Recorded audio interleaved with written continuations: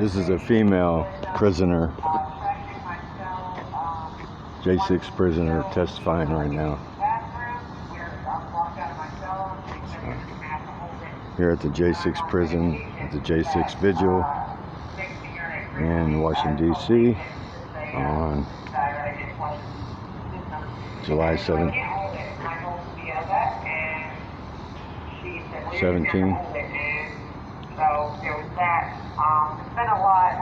223. My laundry, I had a whole episode with that where I was basically gonna have to go a week with all dirty laundry, with underwear, nothing.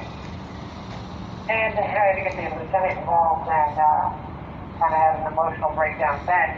Well, last night, the lady who has been targeting me, one of the COs has been targeting me, her name is Corporal Pryor.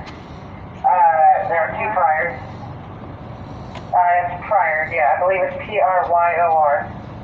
But there's two Pryors. One of them is really, really sweet, and the other one is a mean, cranky old lady that is very hateful of January 6th people. And so last night, at 2:30 in the morning, she came and she kicked off my door to wake me up, and then she flipped on outside of our cell phone, there's a little light switch, and it cuts on this bright room and blasts the room with light. And she kicked my door and wake me up at 2:30 in the morning, cut the light on, and then walked away laughing. So I got up and I beat on the door and said, "Hey, cut my light off, cut my light off." She just laughed and walked away.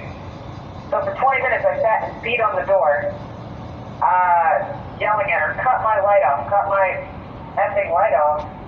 She wouldn't come up. I beat on the door for 20, 30 minutes until the officer that was on, she was covering for a break, Corporal Pryor was, and when the other officer came, she was like, "Hey, what's going on?" I was like, "I don't know, she's cutting on my light, she's waking me up." And, yeah, so it's getting to the point now where she feels like she could just deny me my sleep on top of destroying pictures of my pet fish and stealing my property. And spoiler alert to everybody, I am a transgender person. I transitioned 20 years ago, but she likes to misgender me. I don't look like a man. Nobody confuses me. Most people don't even know if you look at me. And so she likes to misgender me on purpose in a women's unit where a lot of these girls don't know my history. It's none of their business, what I went through in my past. So she likes to do things like this to me, and now it's getting to the point where I'm now being sleep deprived by this officer. And it's completely unnecessary. I didn't do anything to her. I was sound asleep, and she felt it was necessary to wake me up and leave me awake. So sounds like we need a call to action for Corporal Pryor to receive some consequences of her actions. Inhumane treatment. Make sure we get the right. Yeah, make sure we get the right Pryor. That's Corporal Pryor, correct? correct. There are two Corporal Pryors. Like I said, one of them is young and she's really sweet. She's a wonderful, beautiful person. Beautiful soul. The other one is just a mean, cantankerous old woman. So the slightly older one is the one we're talking about here. Correct. Okay. Well, it's good to know, and thank you so much for being brave enough to call in and tell us your plight, because I know that that's scary as well. Because when you speak out, you know, you're subjected to even more vitriol from them, and I think that you're very brave, Jess. I really do, and I applaud you. I'm sure they are going to retaliate. They always do. But I'm ready for it. Like, if they're going to come, let them come. I can't take it anymore. They've been harassing me straight for a month and a half. It's caused me a number of, like, anxiety attacks, or, like, I just collapsed in myself crying. It's okay. I had a bunch of emotional breakdowns. I was scheduled to go see mental health, and they never came and saw me. They just basically blew me off, and it's been a rough month and a half. I'm kind of envious of the boys over in the J6 pod because they have each other, but here I am alone. I don't really have that backup. I don't have. Well, and I think that anyone uses that against you. They know that you're alone. They know that you're isolated. And they know that they think they can get away with this kind of behavior because, you know, quite frankly, they've gotten away with it for decades. And it's so important that we call and we, you know, demand answers and we write grievances for this HIPAA violation that they're doing, for the inhumane treatment, for the torture that they're putting you through, because those things are all real and they're all illegal.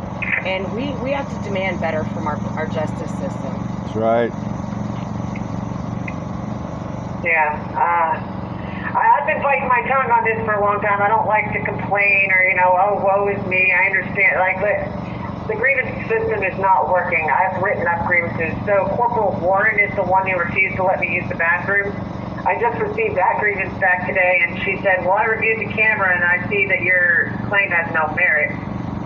Well, you're reviewing a audio-free, like no audio, a CCTV camera isn't going to capture what happened at my cell. You have to interview the people who were witnesses, and they couldn't even be bothered to do that.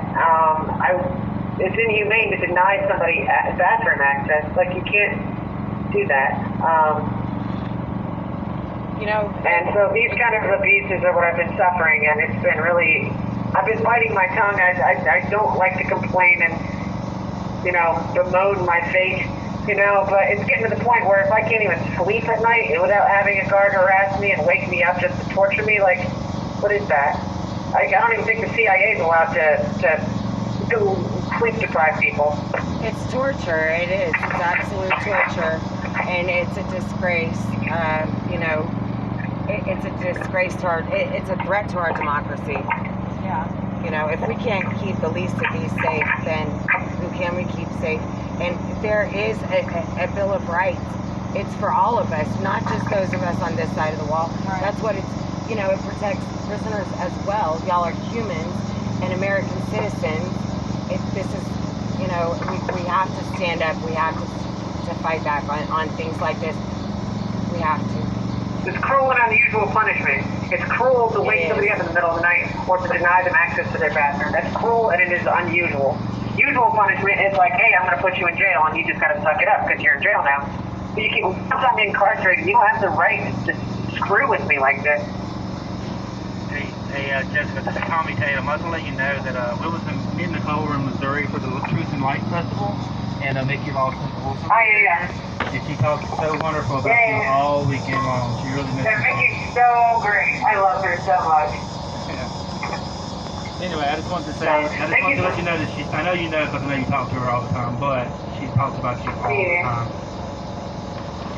Yeah, she's wonderful. And I appreciate all of you who went out there for that. Like, that's really important for us as well to have you guys out there. Like, you guys are holding rallies for us in, like, all over the country, and I'm very grateful for that.